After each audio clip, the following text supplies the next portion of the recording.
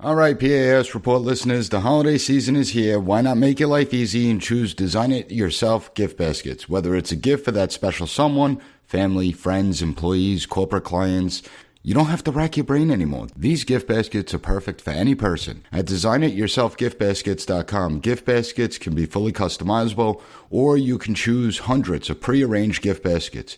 Design It Yourself gift baskets are festive for the holiday season, whether it's Thanksgiving, Christmas, Hanukkah, and you can be sure that these beautifully decorated gift baskets will make anyone feel appreciated. No matter who you're shopping for, go to designityourselfgiftbaskets.com.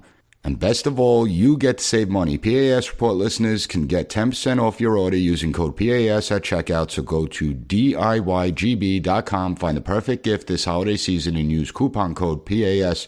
at checkout to get 10% off today. Welcome to the P.A.S. Report Weekly Roundup Podcast.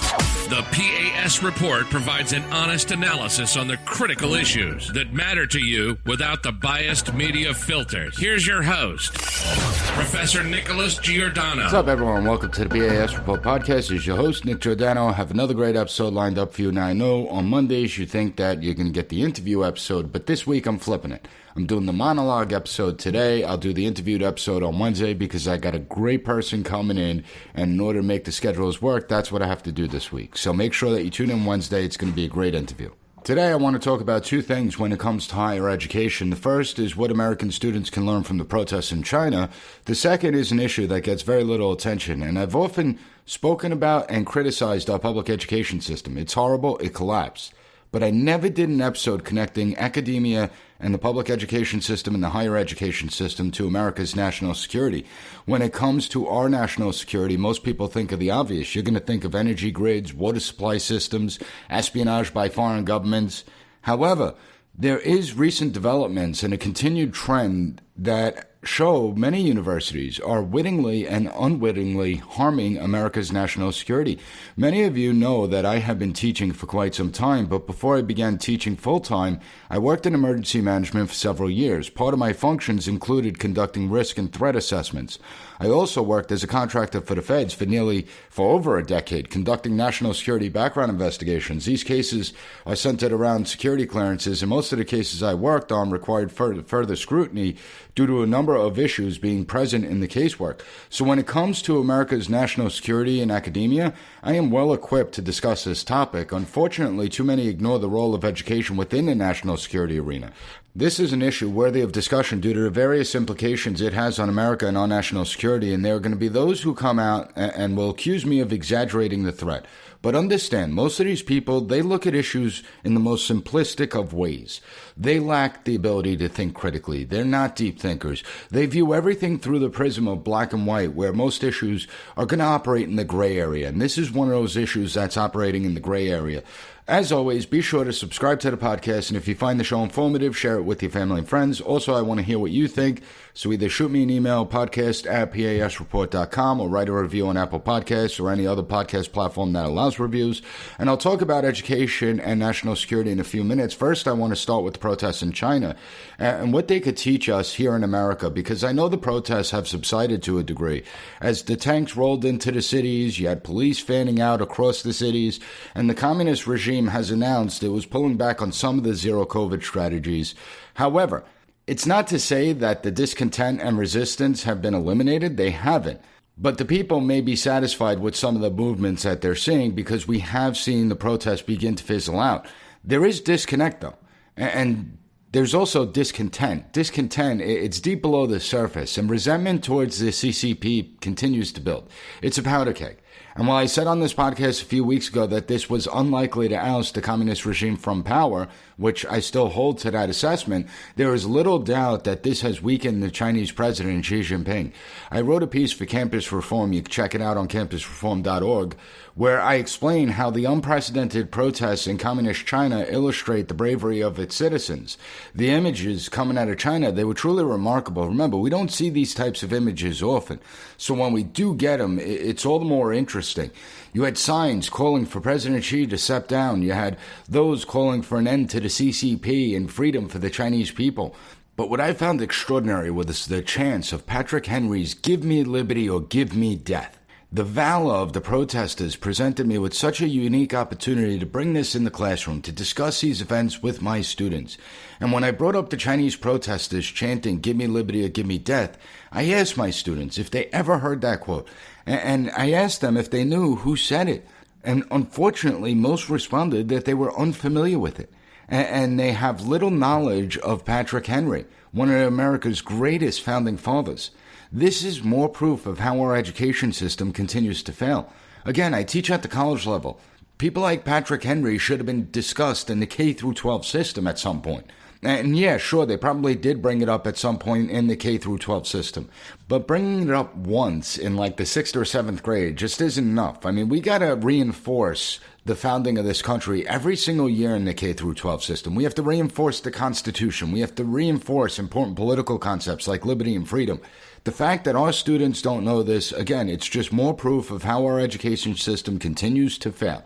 The fact that you have people in China, thousands upon thousands of miles away, quoting an American founding father, yet the student body here knows little about him. It's disheartening, and that's putting it mildly. It's like constant disappointment. Here are Chinese protesters exerting their freedom of expression, the human right to protest in the face of a government that is known for its brutal suppression and punishing those who dare to challenge the CCP.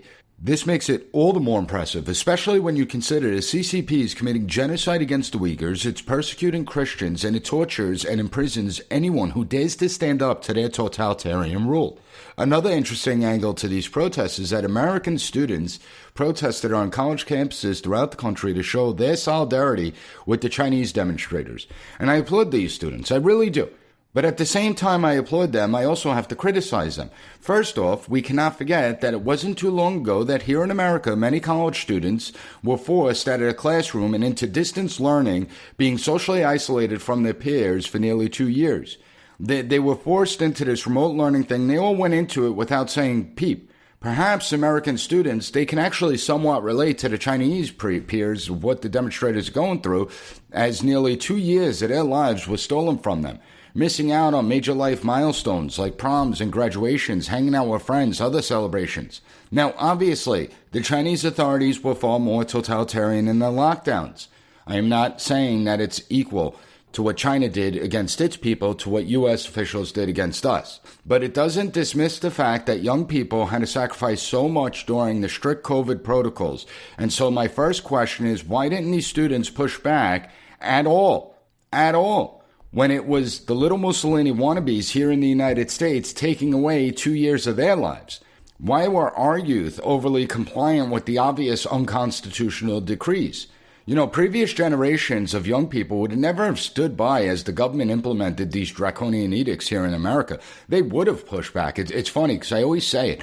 You look at a generation like the hippie generation, fight against the system, fight against the man. They have become the biggest conformists. They always hated nonconformity, yet they have become the biggest conformists to exist. But not only did they become the conformists, they became the totalitarians that want to take away your rights. Younger generations of Americans, they would have scoffed at these restrictions. It would have been a nightmare for the government to try and implement them. And the young people of previous generations, they would have engaged in their right to protest so that they could continue to live their lives the way they saw fit. But throughout the pandemic, we saw our government, it crippled our freedom to exercise our God-given liberties. In the name of a crisis, the government established when we could leave our homes, who we can have in our homes. They determined when, where, and how we could practice our faith. They decided where we could go and which businesses were essential. They forced people to wear cloth and surgical masks, even though they knew that these masks did nothing to prevent the spread of the virus. They destroyed livelihoods, fired people for not getting a vaccine that does nothing to prevent the spread and transmission of the coronavirus. And as the students of today are protesting in solidarity with the Chinese protesters, we have to wonder if it's just one of those public virtue signaling moves, or they actually learned something from everything that was done to them over the last 3 years. And as the talk of the new mandates grow louder, will these students rise up? Are they going to reject the mandates, or are they going to continue to be obedient and compliant in the face of obvious government overreach? Are they going to do that? But the irony actually runs deep here. because it's going to lead to my second point. The hypocrisy of today's students is astounding, and they don't even see their own hypocrisy. Many of these same students don't see how authoritarian college campuses have become largely at the behest of them, the student body. You know, the student body has become a place where there is no tolerance for dissent, where if you don't subscribe to the popular opinions, the groupthink opinions, they will try and shut you down and silence you. They have little regard for freedom of thought. They're the ones that have called for safe spaces and have protested and prevented speakers from speaking on campus because, God forbid, that speaker goes against their narrow-minded points of view. Colleges and universities throughout the country implemented speech codes of what can and cannot be said on the campus or in the classroom. So it's the student body of today that has actually forced in this period of authoritarianism on college campuses. So it's funny how they're demonstrating in solidarity with the protesters of China for freedom and liberty because they don't know what freedom and liberty is. The student body of today has little knowledge about these key American political concepts.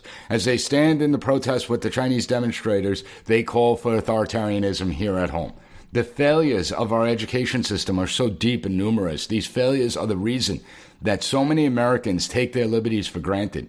These students were quick to surrender their liberties for the illusion of safety and security. Most Americans, they use the words liberty and freedom interchangeably, but they never stop to think, what does real liberty actually mean? What does freedom actually mean? You know, we're constantly saying how these concepts are important, but yet so many have difficulty defining them. So many have the difficulty of separating them out. They're not the same thing. Liberty is the power to express our free will responsibly without restraint.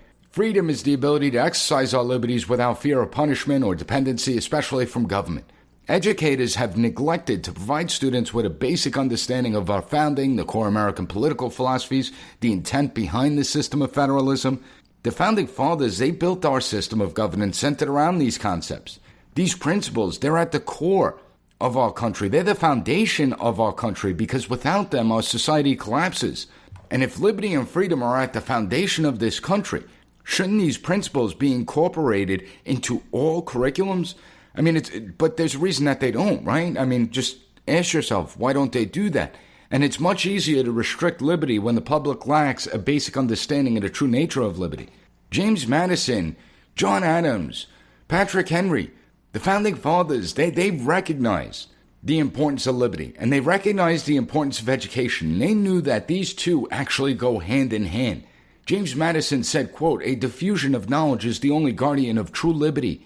John Adams remarked children should be educated and instructed on the principles of freedom. You know, if the protests in China do anything here in the United States, maybe they will do some good. Maybe, just maybe. I'm not going to be hopeful about it, but just maybe. Students of today will show a little bit of inquisitiveness to learn about their country, to learn about these concepts of liberty and freedom, and just maybe they'll understand how precious liberty really is. Because if they start to recognize the importance of liberty, then what the government did over the course of the last 3 years would never happen again. Sadly, I think Republicans are missing out on an opportunity because they don't really talk or espouse these views anymore. It used to be the Conservative Party stood for liberty. They stood for these concepts of freedom. They stood for the idea of limited government. And yet, what do we see? Well, we see both our political parties failing. Both of them looking to expand the size of government, the scope of government, the power of government. And as government acquires more and more power, our liberty starts to decline. And that's exactly what's happened. And they expand the power of government with the promise that they're going to fix the problems, that they're going to solve these problems, that they have the solution. Yet you ever notice that the problems just become more complex when government gets involved? That it seems that we have actually more problems once government gets involved? Do you see the correlation there? Let's face it, in our busy lives, we don't eat enough fruits and vegetables. In fact, according to the CDC, only 1 in 10 Americans are eating the recommended daily amount of fruits and vegetables each day, missing out on essential vitamins, minerals, fibers, and antioxidants. And that's where Balance in Nature comes in. Balance in Nature sources only the best produce, free from pesticides, heavy metals, and harmful bacteria. And Balance in Nature is the best fruit and vegetable product on the market. They use only fresh, whole fruits and vegetables inside each capsule. They don't use any GMOs, fillers, binding agents, or preservatives of any kind. I would never endorse a product that I don't use myself, and since using Balance in Nature, I feel more alert, I have more energy, my focus is sharp, sharper, and I feel great. Live life to the fullest and choose balance in nature. P.A.S. Report listeners can get 35% off the first preferred order. Start getting the recommended daily amount of fruits and vegetables you need by using code PAS at balanceofnature.com. Now I want to shift to education and national security because something that is receiving very little attention is our university system. With regard to our national security, Americans should be concerned with how our universities are both wittingly and unwittingly increasing our risks. You know, when we look at foreign students, 1/3 of foreign students come from communist China. And this is a major issue because it increases the risk of transferring technology from the university campuses to foreign entities. It also gives a base to conduct espionage operations here within the United States. You know, not for nothing, but China has built one of the most sophisticated influence and espionage operations in the world. From their Belt and Road Initiative to Confucius Institutes that were erected on college campuses starting around 2004. You have to understand, China, in the operations that they have, it's impressive. I'm not going to sugarcoat it. Dangerous for us here in the United States, but it is impressive. And even when you look at these Confucius Institutes, they are nothing more than indoctrination centers that influence college campuses. And the way it influences them is that they try and get college campuses to censor themselves, to move students away from topics that have the potential to offend the communist regime in the CCP. They are nothing more than a propaganda machine funded and directed by the Communist Chinese Party itself. Even worse is how Chinese intelligence has infiltrated college campuses throughout the United States. Over the last few years, we have several incidents that illustrate the extent of the risks, most notably the conviction of Dr. Charles Lieber, who was chairperson of the Department of Chemistry and Chemical Biology at Harvard University. A jury found him guilty of 2 counts of making false statement to federal authorities, 2 counts of filing false income tax returns, and 2 counts of failing to report foreign bank and financial accounts to the IRS. Lieber failed to disclose connections to the Wuhan University of Technology. Wuhan University, sound familiar, right? Well, apparently they paid him $1.5 million to establish a research lab there, as well as paid him a monthly salary of up to $50,000 for 3 years. $50,000 for 3 years. According to authorities, Lieber was a strategic scientist, end quote, for the lab.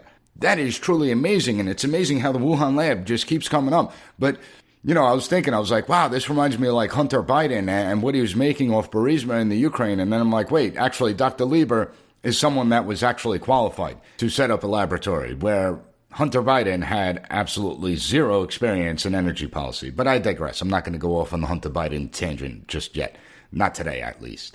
However, we haven't seen evidence that emerged that he was an asset for Chinese intelligence or that he transferred any technology or sensitive information to China, but one has to wonder if this is the case, and I hope the feds are looking into that. However, you have to be concerned when professors are bringing in so much money from foreign sources, especially a foreign source like China, and even more worried when they don't report it. Why aren't they reporting it? And I never understood these people. I mean, if someone's paying me $50,000 a month, I'll be happy to pay taxes on $50,000 a month because my life would be pretty good with $50,000 a month of income coming in. I could tell you that. But this is just one case. There's a whole bunch of cases. You have another case that draws concern, and it shows the reach of Chinese infiltration on college campuses. And this is the case of Yang Hui-yi. And I probably butchered her name, but whatever. She was a lieutenant in the People's Liberation Army. But somehow, some way, she was able to obtain a student visa to attend Boston University. And she studied, this is a person that studied at China's National University of Defense Technology. She should have been on our radar screen, yet she was able to get a student visa approved, attend as a student at Boston University, where she was enrolled in the Department of Physics, Chemistry, and Biomedical Engineering. And according to the FBI, she was able to complete numerous assignments for the People's Liberation Army, that's the Chinese military, and it includes conducting research, assessing our military capabilities, sending information to China about the United States. Now, she fled the United States. She's gone. The FBI has a warrant out for arrest, but they're never going to arrest her. Let's be honest about that. And God only knows how much harm she has done to our national security. Then you have Xi Shouquin. And he just represents another example of this infiltration, how the education and national security are at risk. You had Xi was an engineering graduate student at Illinois Institute of Technology. She was a member of the U.S. Army Reserves, enrolled in the Illinois Institute of Technology, and worked on behalf of what the FBI deems a high-level intelligence officer from China. Amazing. And what he was doing, he was identifying individuals for potential recruitment, enlistment into Chinese espionage operations. The individuals that were targeted were usually Chinese nationals working in the United States as engineers and scientists, including some that were working for defense contractors. Luckily, he was caught and prosecuted, but it reveals the sophistication of China's intelligence apparatus. China understands the game of espionage better than every single country out there. They send agents here as students who enroll in some of the most important degree programs colleges offer, mainly those in STEM. And Chinese intelligence, they operate on several levels. First of all, they go to these courses, get the knowledge, let's say in engineering or something, and then they could take what they learned in engineering and bring it back to the native country of China to improve Chinese society, not the United States society. But when it comes to intelligence, you have a lot of these students, so-called students, I'll put them in quotes, but they build close relationships with the professors who may be working on some high-level sensitive research projects. And then they also befriend people, other students, those of Asian descent, but also Americans and other people as well. See, they know the intelligence payoff, it could be years down the road. America, we like instantaneous results, right? We got the attention spans of gnats. We don't really have the patience. The Chinese government, on the other hand, is very patient. They are fully aware that the students that they befriend are going to go out, and once they graduate, they're going to be working for top-level companies or the government itself. They're going to be going to the defense contractors like Lockheed Martin or Northrop Grumman. They're going to be working in places like Plum Island Animal Disease Center or Los Alamos National Laboratory or Brookhaven National Laboratory.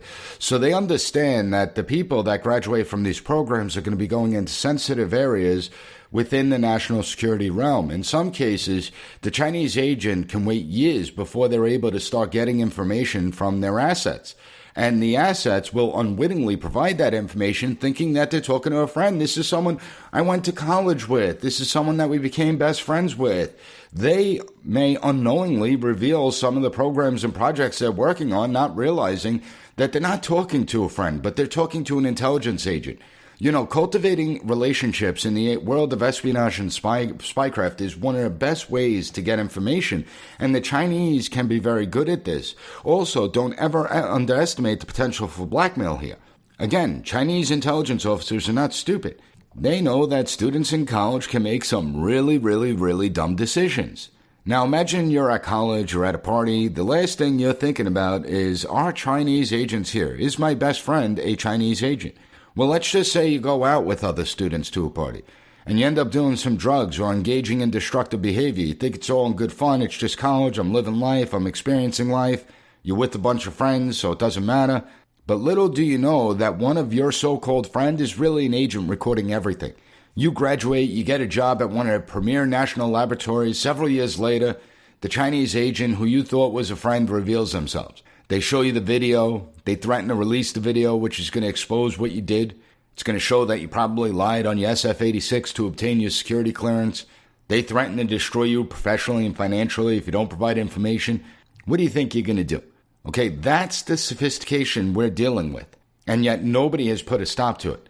And it's not just this. When it comes to education and our national security, it's not just the intelligence angle or China. This is where our colleges are unwittingly increasing the risks to our national security.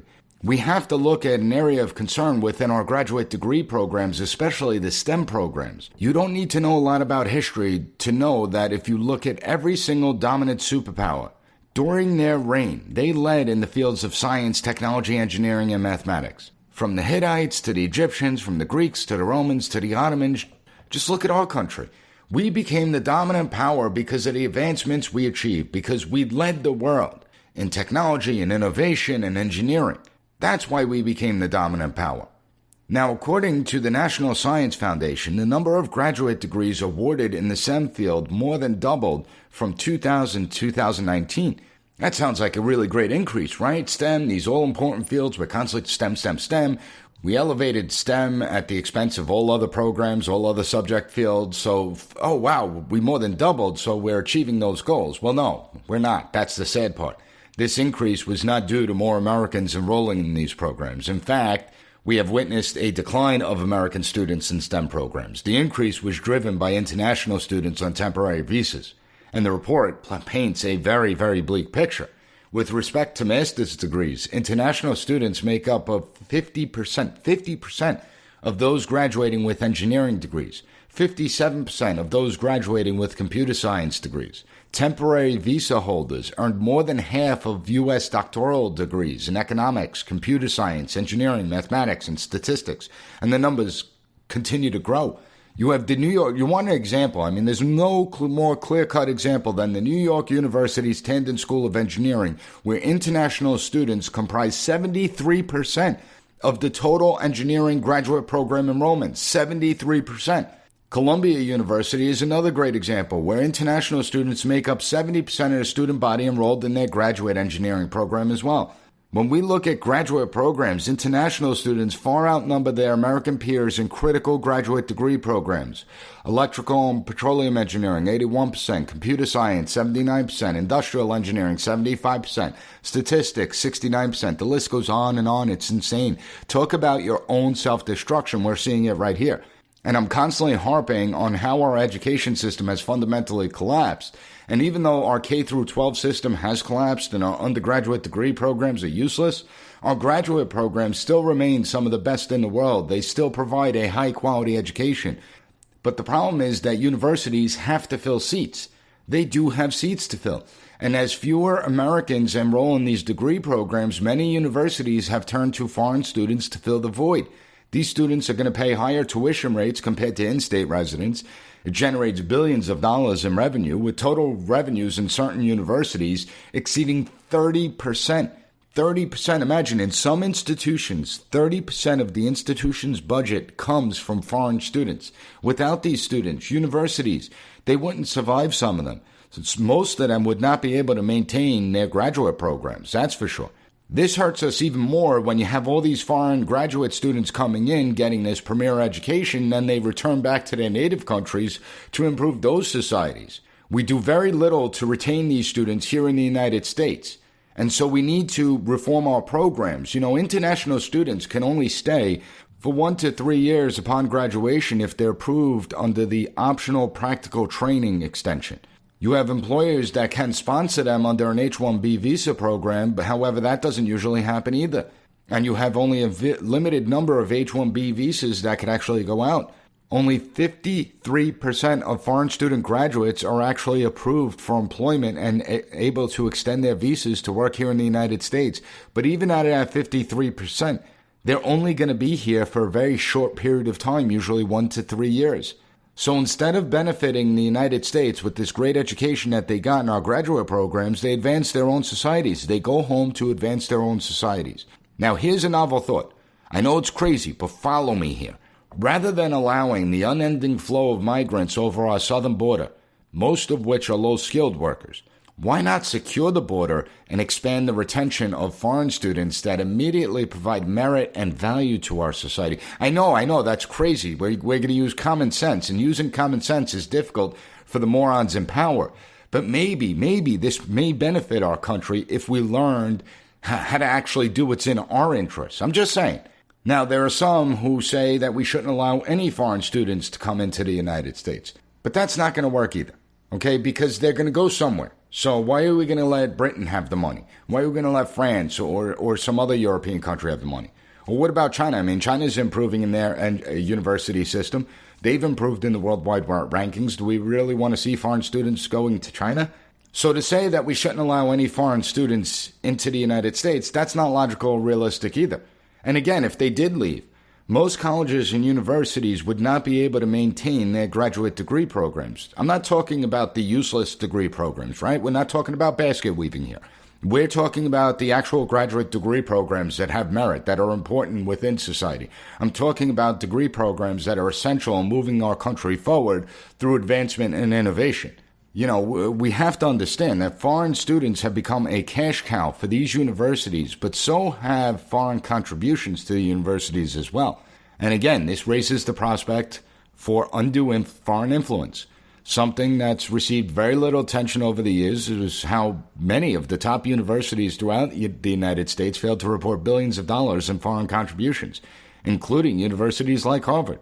According to a report by the Department of Education, American universities failed to disclose at least $6.5 billion, billion with a B, in foreign contributions. We're talking about some of the elite schools, the Harvards, the MITs, the Georgetowns, Texas A&M, and so many others. One of the major contributors to these universities was Huawei, a Chinese company that's been banned from doing business in the United States because their technology can be used for espionage purposes. It was banned. I don't know why TikTok still hasn't been banned, but whatever. In full disclosure, it does look like a lot of universities stopped taking money from this company starting in 2018. I don't know how many still do, but it does not diminish the significance of this. You have other foreign sources, other foreign monies coming in from Qatar, China, Saudi Arabia, the United Arab Emirates. The question becomes, what do these countries and corporations want, right? What do they hope to gain? Because, again, it's logic. Common sense. Countries just don't give out this type of the money out of the goodness of their hearts. There's always strings attached, and it's always about self-interest. So how does it benefit these countries to inject this amount of cash into our higher education system?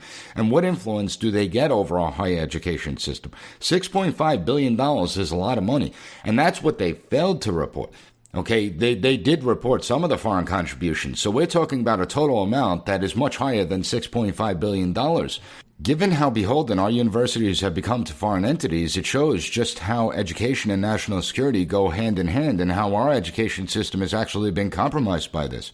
The risks are too important to ignore, and unfortunately, as the universities grow more reliant on foreign monies, the problem's going to get worse. It's going to become more entrenched.